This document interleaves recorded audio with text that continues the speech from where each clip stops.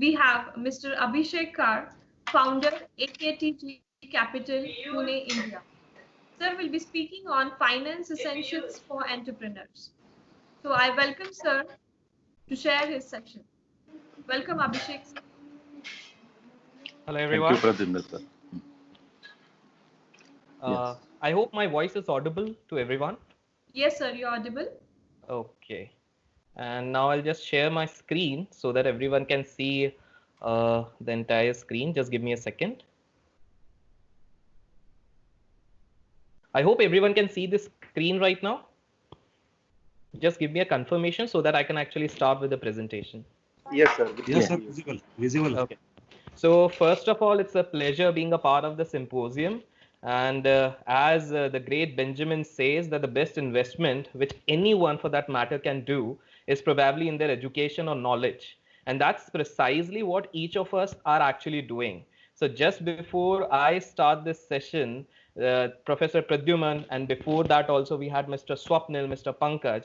So they have actually enlightened us on the various domains on which they have expertise. And similarly, a lot of people who know me, they probably understand that my expertise is into finance and finance specifically for entrepreneurs and startups. And that's one of the reasons I'll be talking about the same thing. Now, even before I start, let me be very crystal clear over here. To all intents and purposes, to complete this entire financial modeling and financial thing in just as little as 30 minutes, it's impossible. But then I'll try to make you all go through a sort of crash course, because I'm pretty sure there are a lot of people who are aspiring to be entrepreneurs, or maybe who are interested at least to acquire knowledge about what are those basic financial things or the jargons about which each of the entrepreneurs should actually understand. And that's exactly what we are going to understand over here. Now, even before I start with this session, there is a striking fact over here which I would like to highlight.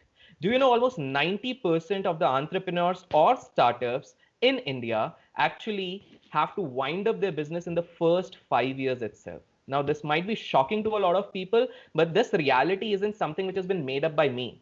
This was a survey, a research done by Oxford University, and there on a research project they actually found out that yes, almost 90% of the Indian startups fail to function after a certain point of time.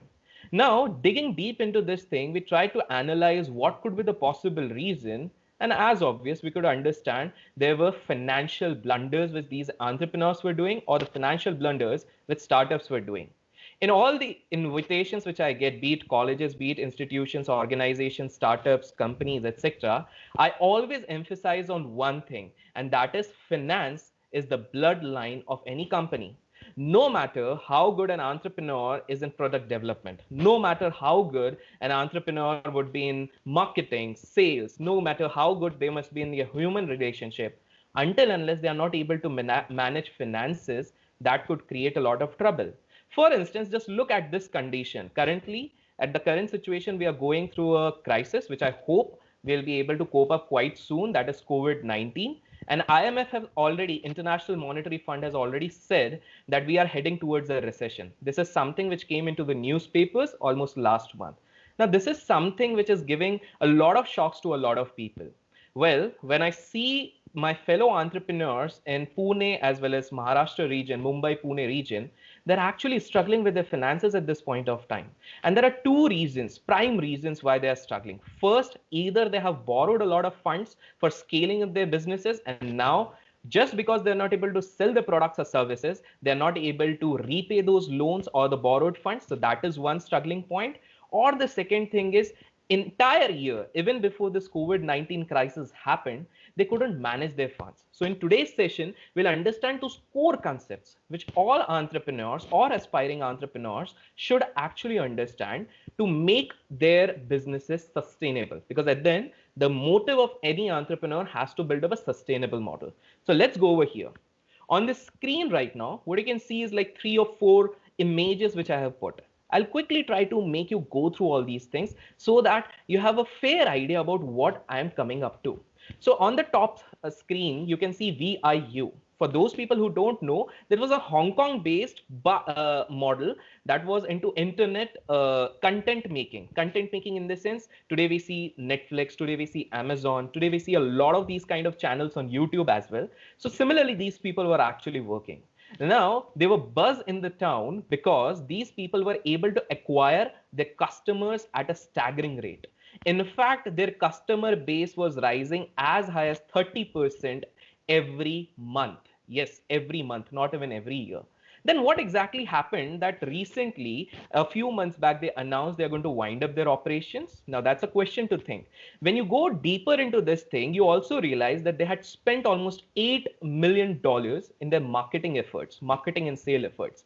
Now, when we actually understood, so there were two things. First of all, they didn't do a competitive analysis really well as against the giants like Amazon and Netflix. They didn't do a competitor analysis. Second, their cost of customer acquisition, which we are going to touch in the presentation itself, that was going way too higher than their budget. So in short, they were having budget constraint, which eventually led to the debacle of this company.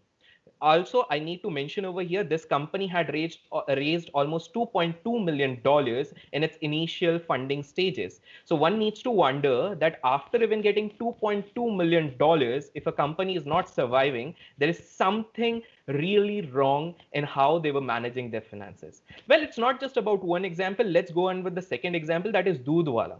Now, the concept was actually really good. I have seen, in fact, I visited DY Patil College also to conduct a few sessions over there and monitoring a few e-cell members. So there we realized a lot of students actually come up with fantastic ideas in the sense out of the box ideas. But just because of the inherent qualities that we are techies, a lot of people are techie. Uh, I hope you guys are getting my voice.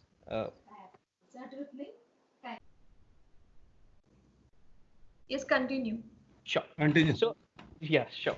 So just because a lot of people have fantastic ideas, they are into tech background, they are not able to think into multi-dimensional aspect. And that is what exactly went wrong with Doodhwala.com. So Doodhwala came up with an app wherein with as little as 3 rupees on a surplus, they were actually delivering milk 7 o'clock in the morning to all the places, all those subscribers who had subscribed to this thing. So this was a subscriber based model. Then what went wrong? Because everyone essentially needs milk in the morning, it was actually cutting off the cost of delivery as contrast to other people. Then what went wrong? The major thing which went wrong was in terms of the amount of expenditure they were actually incurring on their marketing efforts. They were too high, and as compared to that, they were not actually getting the revenues. Coming back to ebay.in, that was another version through which eBay tried to penetrate into Indian market. Now, for a moment, just think, a giant which has a proven track record across the globe couldn't survive over here. Two reasons: quality was a little inferior as compared to the competitors, and then pricing was actually wrong as per the quality. Again, it goes back to finance. And then at the end of this thing, this is a classic story that it is not just happening with those people who are starting afresh. This has actually happened with a lot of people.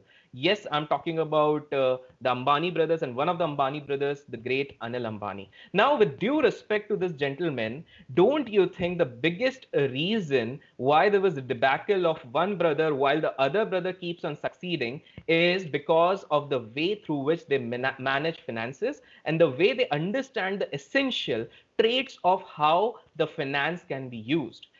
When it was been found out, when Anil Ambani ji and all these bankruptcy news actually was flashing on the news channels, one could easily make out that the major reason was because the liabilities were way too high. That is, the debt or the borrowings were very high, and the revenues were shrinking slowly. And it did take some time. It didn't happen overnight. It took almost 8 to 10 years for these things to happen.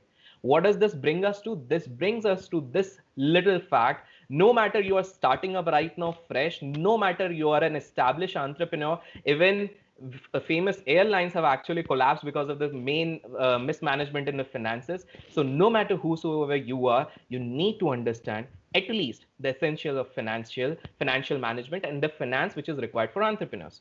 Now, the obvious question is, a lot of people think that we are not accountants, we are not someone who has done MBA in finance. So probably we cannot venture into this thing. My dear friends, you need to understand a lot of entrepreneurs, including Haldiram, including Dhirubhai Ambani, all these people weren't extremely educated. They were not having a degree from Harvard or something. I'm talking about Dhirubhai Ambani, I'm talking about Haldiram. And India is filled with so many examples. We cannot even count them on fingers. So you got to understand it's nothing to do exactly with your educational qualification. Of course, that adds to an edge, but there is more to it. So today we're going to understand almost 9 to 10 those financial concepts which all the entrepreneurs should understand. And other than that, we are also going to look upon those key areas through which I'm going to give you some hacks which I use personally in my businesses, through which you can also scale up quite quickly. So let's go. Before that, to prove this fact, Fractal website actually did the 10 reasons for startup failure or the entrepreneur's failure. And you can see that 24% said ran out of cash. 18% said not enough traction. That means they were again indirectly not able to generate curiosity, because of it they were not getting a lot of revenue. And 13% said lacking financing investors interest. So if you add 24, 18 as well as 13, you get to understand sooner or later something is wrong with their financial plan. That's why it's very important to understand for each one of us who thinks of building up something really big in this future, or even the members of eCell or anyone for that matter, that finance is the bloodline. So let's go with this thing. As you can see, these are the various stages in which one actually aspires to get finance. Bootstrapping, for those people who don't know, you just try to accumulate your own funds, maybe with your friends, family, or other members. That is specifically the first stage for most of the entrepreneurs, until unless you're not born with a golden spoon.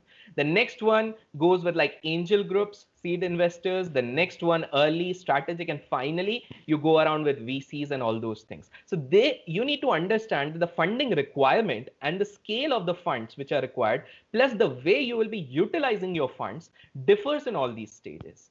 Now, you got to understand the next 9 to 10 main important concepts which are related to finances. Plain and simple, I don't want to bombard you all with a lot of jargons, for I do understand that a lot of people must be from techie background. So let's make it simple, because I believe simplicity is the key.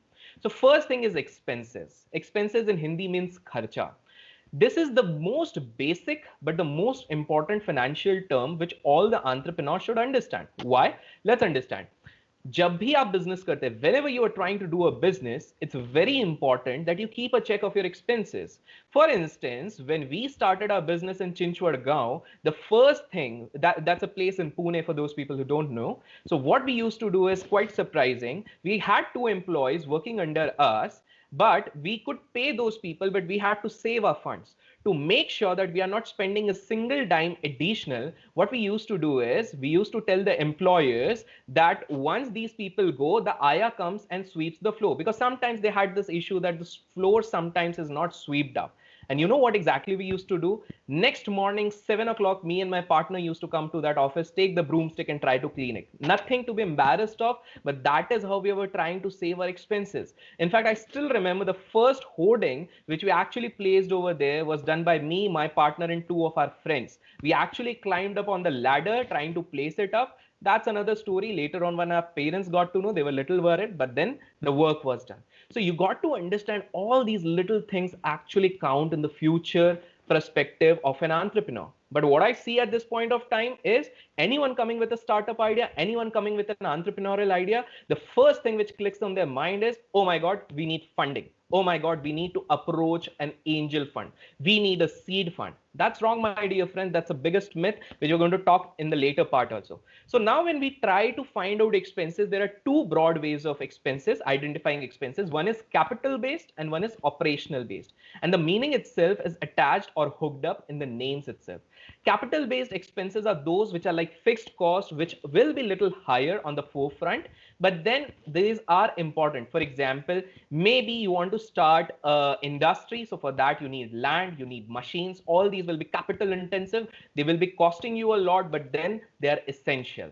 And the second one is operational based, that is day to day. So you need to pay your Wi-Fi bills. You need to look out for the printer, salaries, wages, depending upon whatever profession you are, whatever sort of business you are running.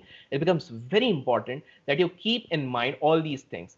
You need to understand an entrepreneur needs to maintain a diary. This is a hack which I give to all the entrepreneurs, which I even do it today.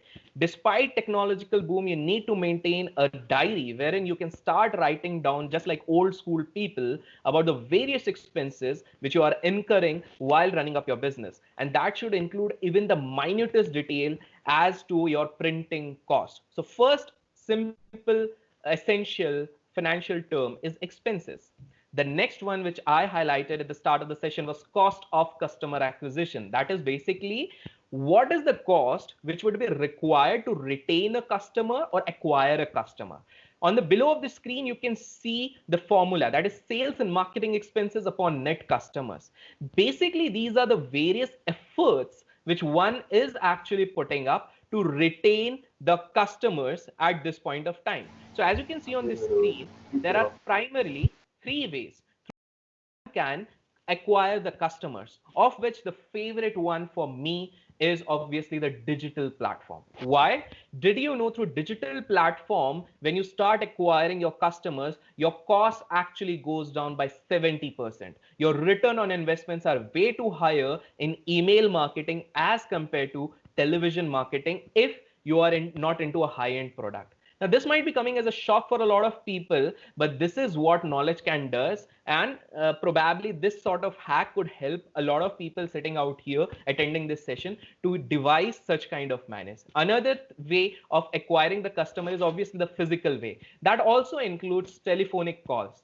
But don't you think these days it has become a very irritating way of acquiring customers? Because the moment we get a telephone call for maybe a credit card or a debit card, we usually get irked, we usually get frustrated, and we want to avoid those kind of calls. So there are multiple ways, but my favorite would be the digital platform to acquire the customers. Now here also a few quick hacks. You can actually write down a blog, you can start up a YouTube channel, you can go on social media platform without investing a lot of money, and then you can scale up your business from there by getting clients.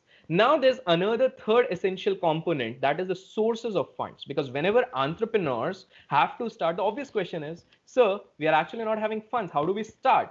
A lot of people spend their entire life thinking when we are going to start just because we don't have funds. There are a lot of people who want to start a business. They eventually get into jobs just thinking that by the time my job will finish, I'll have adequate savings and then I can venture into this world of entrepreneurship, only later to realize it's too late and now they don't have the courage to take that step. So here are the 6 major ways through which finances can be acquired. The first one is 3 F's, which I call as friend, family, and fools. Please don't mind, but these are those people, friends, families, and some random people whom you know really well, who don't know a lot of financial jargons, who don't know about balance sheets, who don't know about profit and loss statement. The only thing they do is they believe in you. They have an uttermost faith and trust on you. And this is one of the easiest way through which you can get financing. So most of the entrepreneurs in India, even in US, they try to start with something called bootstrapping or getting the finances from their own peers or their friends or their family members. The second one is obviously the angels of seeds or the seed funding. So you got a product, you got a conception, probably you have run it for a while, then you go for angel funds. So there are various networks these days, like Angel Networks, Pune Angel Network, Mumbai Angel Network, through which if your idea has got some substance, there is a possibility that you might land up with some initial stage funding. Now here also I need to give you a note that with all this ongoing crisis and for the last 2 years, all the investors have realized and they have become a little selective in their funding process. So it's not that easy as it used to be 5 or 6 years back. So just looking into the newspaper and thinking that you can become the next Flipkart by getting a lot of funds, it is not that easy. The third thing is crowdfunding. This is specifically which works really wonders for engineering mindsets. So in case you can develop something and you can actually put it on a platform like Kickstarter.com or something, there's a huge potential over there that you can get a lot of first come people. They are going to donate a few, I'll call that word as donation for that point of time. So just because they love this idea, they love the impact this idea is going to make, and they love the concept, and the better is the product, they are going to put up some money. The best part is, since these are not big investors, so you don't owe them a lot. But obviously, it's always advisable to satisfy those people in terms of your products, services, and the promises which you actually make. Next is, there are some government schemes these days. So there is some margin related schemes which the government, where government is actually providing some sort of funds. There are some other startup related funds over there. Now, honestly, with my own experience, it's not that easy to gain the funds out of there, because while we were consulting a few people, it's not that easy. There are a lot of documentation hassles and there are a lot of other hassles, but then that is still one way through which one can acquire funds. The next one which one needs to go is the VC funds or the private equity. A lot of people have this myth that just because they look into a newspaper that someone has raised $4 billion, we can also do this thing. $4 million, we can also do this thing. It's not that easy. A venture capitalist, for that matter, would only invest in something which they already see has a proven track record and is scalable. If your system, if your product, if your service is not scalable, if it has not a proven track record and it doesn't have an existing cash flow, then I doubt that VCs would be actually interested in that. For those people who don't understand VCs, they're like ASL Partners, Tiger is there. So there are these kind of people, the giants, who only invest when they feel that they can get a good return on investment. And finally is obviously bank loans, for which you have to pay a certain interest and then you go with this thing. Now, another essential, while you're going for pitching, I know this is a sort of crash course, but then I'll try to cover as many things as possible to give more value in this session. So while you're going to pitch up the people, there are few things which you need to understand. While you're going, you need to tell them the operating income, that yes, what sort of revenue you are generating from the existing business. Income statements and balance sheets, a huge thing, but in nutshell, income statement will show the profit, the expenses and the revenues which are coming, and the balance sheets will show the assets and liabilities. Liabilities in the sense whether you have creditors, if you have borrowed funds from someone, if you have taken the funds from someone, all those things will come on the liability side, and assets will be, let's say, your land, property, anything which is trying to help you to evolve your business and generate business out there. Then the next is, they're definitely going to ask you on the size of market, and in the 5 them in financial terms, rupee terms. Sales, marketing, and distribution cost, startup expenses, including your printer cost, wages, salaries, branding cost, logo cost, everything that comes into those things. And finally, equity. Equity is basically the ownership in that respective company. So whenever you're holding equity of a certain company, you become an owner of that company. So just imagine, if you have started a business, obviously you will be very reluctant to dilute that equity or give it to someone else. So you got to be a little careful about understanding these terms. My suggestion would be, obviously, when you have reached this stage of asking for a higher financial thing, you need to hire a financial consultant, because these people will be in a better position to help you out. Going with the next term, revenue. Revenue, you need to understand whatever profits is actually coming into, flushing into these things. You need to understand, a lot of people think that revenue is just like, I'm going to sell my product and make revenue. I'll give you a quick example that revenue sources for entrepreneurs can be enormous in nature. You have to be a little creative. Let's understand. First, obvious, revenue from the sale of goods and services. Second, interest revenue. So basically, let's say you got a lot of cash in the last season, and what you have done is, probably you have invested that into debt fund, or maybe you have kept some FDs or something. So that is also going to generate some interest for you. Obviously, in current account, you cannot get fixed deposits, but there are some other ways through which one can do this. The revenue, let's take an example, you're into real estates. So, and there are two models. One, you're trying to sell real estates, and another, you're trying to gain revenues on commercial spaces. So the rent revenue could be another one. Dividend revenue, a lot of companies, after reaching a certain stage, they also prefer to invest some capital into stock markets, on which they also get some dividend revenue. Transaction based revenue is like a normal transaction between a buyer seller. Service revenue, let's say you're running a digital marketing company where you're giving digital marketing products and this thing, but sometimes few brands are approaching to render them services. So at that time, you can actually go with this service charges also. Project revenue, there could be specific projects essentially where you can actually earn some good amount of money. And recurring revenue, let's say you are into real estate, so you can get brokerage, rent. There are several things which you can actually get over here. So those were the ways of revenue. Another important term, asset and liability. Robert, hello, yes, hello. Yeah. So I hope my voice is clear because I could hear a interruption over here. Yes, sir. You Yes, have sir. just last minute. Last how many minutes? Last minute. Last minute. Okay, sure, no problem. So I know I get engrossed in the whole thing, so I'll quickly go with this thing. So there's something called asset and liability. Asset is what you own, liability is what you borrow. Margins is basically on profits, what sort of margins you get. As you can see on the presentation side, on a lot of those things, the margins are very low.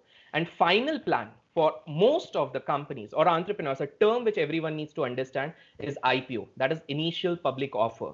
This is basically when a company wants to become public, and for that they go into the investors. And you can see the latest example, Mr. Radhakishan Damani of Avenue Supermarts, that is DMart. He became an overnight sensation and one of the top 10 richest people ever happening into this world. So I know there are few things which could have been covered a little more over there, but I believe I have added a few value over here, and I believe you like this presentation.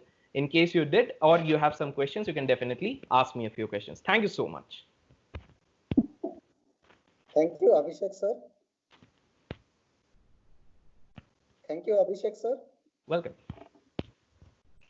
Thank you for joining DYPCOE in this international symposium on research, innovation, and entrepreneurship. You are founder of AKTG Capital, Pune, India, as well as you are corporate trainer, and most likely you are mentor for startup and capital market, and that is we have seen through your presentation. You are global leadership of 4.2 million on Quora, as well as 9,000 followers you have on YouTube. Sir, you have written the book, The Success Lexicon. You are author of that book. You are recipient of more than 98 national awards, and you are honored by Mahatma Mandir by Youth Forum. So you have graced this occasion and given the inputs on the major M of the processes, that is M for money as a finance for entrepreneurs. So thank you so much, sir, for being with us from last 20 minutes. Thank you so much, sir.